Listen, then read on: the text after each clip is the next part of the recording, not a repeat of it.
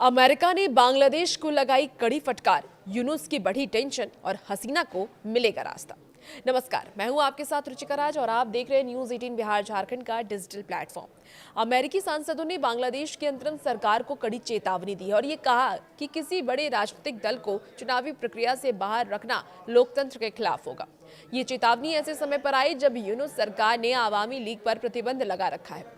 अब अमेरिका की ओर से बांग्लादेश पर आम चुनाव को निष्पक्ष बनाने का दबाव बनाया जा रहा है।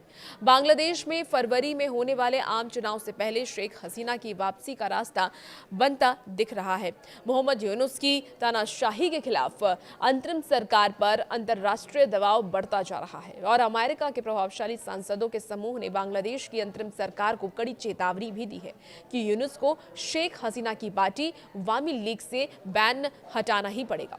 अब अमेरिकी सांसदों ने यह भी कहा है कि किसी बड़े राजनीतिक पार्टी को चुनाव प्रक्रिया से बाहर रखा गया तो ये चुनाव ना तो स्वतंत्र होगा और ना ही निष्पक्ष।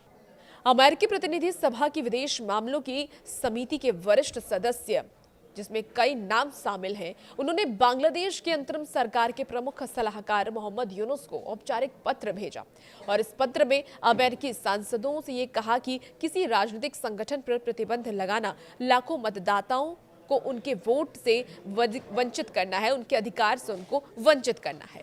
अब देखिए, अमेरिकी सांसदों ने ये पत्र ऐसे समय पर भेजा जब बांग्लादेश की अंतरिम सरकार ने जुलाई विद्रोह के बाद आवामी लीग और उनकी छात्र इकाई बांग्लादेश छात्र लीग पर प्रतिबंध लगा रखा है। सांसदों ने ये कहा कि वो राष्ट्रीय संकट के दौरान अंतरिम सरकार की भूमिका को समझते हैं, पर किसी पार्टी को दोषी ठहराना मानवाधिकार और व्यक्तिगत आपराधिक जिम्मेदारी के सिद्धांत के खिलाफ है। पत्र में ये भी चेतावनी दी गई कि राजनीतिक गतिविधियों पर रोक और इंटरनेशनल क्राइम्स ट्रिब्यूनल को दोबारा उसी पुराने स्वरूप में शुरू करना चुनाव की विश्वसनीयता को नुकसान पहुंचा सकता है। अमेरिकी सांसदों ने यह भी कहा है कि चुनाव ऐसे समय पर होना चाहिए जिसमें जनता शांतिपूर्ण तरीके से बैलेट के जरिए फैसला ले सके और सरकारी संस्थानों की निष्पक्षता पर भरोसा बहाल हो। ये पत्र ऐसे समय पर आया जब मोहम्मद यूनुस ने अमेरिका की ट्रंप सरकार के विशेष दूत सर्जियो गोर से फोन कर बातचीत की और इस बातचीत में व्यापार, टैरिफ, चुनाव, लोकतांत्रिक संक्रमण और छात्र नेता शरीफ उस्मान हादी की हत्या पर चर्चा हुई।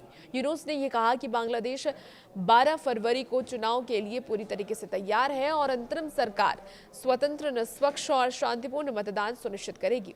यूनुस ने यह भी आरोप लगाया कि जो शासन के समर्थक करोड़ों डॉलर खर्च कर चुनावी प्रक्रिया को बाधित करने की कोशिश कर रहे हैं, वो विदेश से हिंसा भड़काई जा रही है। उन्होंने कहा कि सरकार हर चुनौती से निपटने के लिए तैयार है। इसी बीच पूर्व प्रधानमंत्री शेख हसीना ने 22 दिसंबर को कड़ा बयान देते हुए कहा कि अवामी लीग के बिना चुनाव नहीं बल्कि राज तिलक होगा।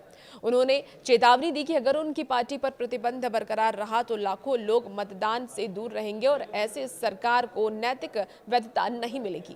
हसीना ने मौजूदा हिंसा, अल्पसंख्यकों पर हमले और उस्मान हादी की हत्या के लिए यूनुस सरकार को जिम्मेदार ठहराया और ये कहा कि भारत समेत पड़ोसी देश बांग्लादेश की अराजकता को चिंता के साथ देख रहे हैं।